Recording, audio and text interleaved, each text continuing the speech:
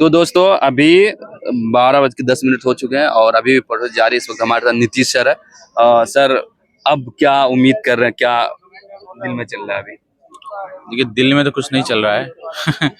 बात यही है कि इस देश में पेपर लीक होने के कारण 12 से ज़्यादा स्टूडेंट्स ने सुसाइड कर लिया है और धर्मेंद्र प्रधान जो है अपनी जिद पर अड़े हुए हैं।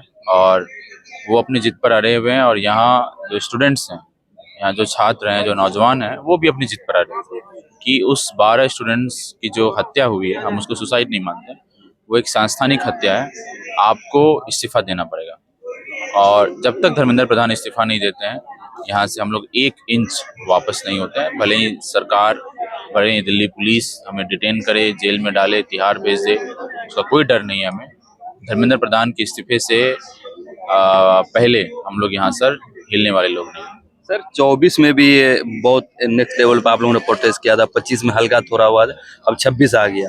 3 सालों से आप लोग की कोशिश जारी है, लेकिन अब तक जितना उम्मीद कर रहे लोग, जो रिस्पॉन्स आनी चाहिए वो आ नहीं रहा है। तो क्या उम्मीद है आपको? नहीं, मुझे लगता है रिस्पांस काफ़ी अच्छा है। आप देखिए कि 24 में जब पहली बार नीट के पेपर में धांधली की बात आई थी, तो आयशा वहाँ पर खड़े होकर के इंडिया अगेंस्ट एनटीए एक फोरम हम लोगों ने बनाया था और वहाँ पर इसी जंतर मंतर पर कई दिनों तक प्रोटेस्ट हम लोगों ने चलाया था।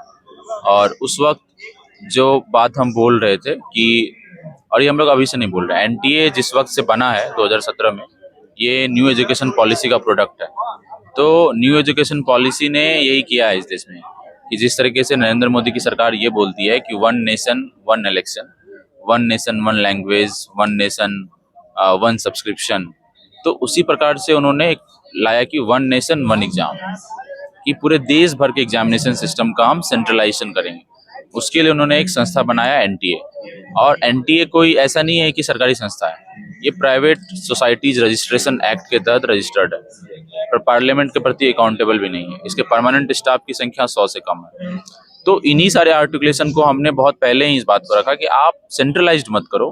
हिंदुस्तान एक विविधताओं से भरा हुआ देश है, तो डिसेंट्रलाइज जिस तरीके से सिस्टम चल रहा है, यूनिवर्सिटी को अपनी ऑटोनॉमी होनी चाहिए, स्टेट को अपनी ऑटोनॉमी होनी चाहिए, वो आप रहने दो, बरकरार रहने दो। उन्होंने नहीं सुना।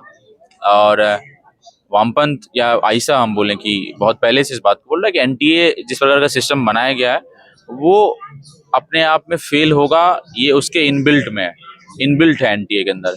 वो संभव ही नहीं है कि 10 एग्जाम कराएगी और 10 के 10 एकदम पाक और साफ हो ही नहीं सकता। ये वो लीक होगा ही होगा, क्योंकि आप क्या करती है, एनटीए एग्जाम खुद से नहीं कराती है, एनटीए प्राइवेट टेंडरिंग कराती है।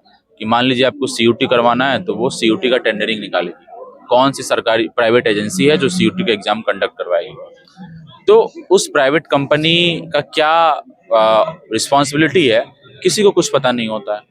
प्राइवेट कंपनी अपने हिसाब से सेंटर बनाती है, सेंटर में 250 रुपये 300 रुपये में जो है लोगों को काम पे रखा जाता है, जो इन्विजिलेशन करते हैं।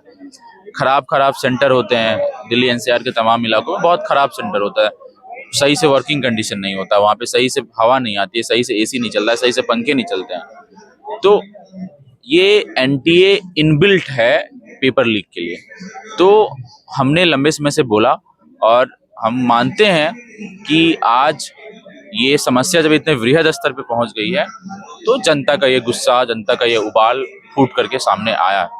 ये हमारे लिए बहुत खुशी की बात है कि आज जिसके लिए हम इतने लंबे समय से संघर्ष कर रहे थे, लोग उस बात को समझे हैं और वो आज जंतर मंतर और देश भर में अलग अलग सर, लोग तो समझ ही रहे हैं, सरकार कहाँ सुन रहे? आप सरकार क्यों समझेगी? आप समझिए कि सरकार को चुनाव जीतना है ना?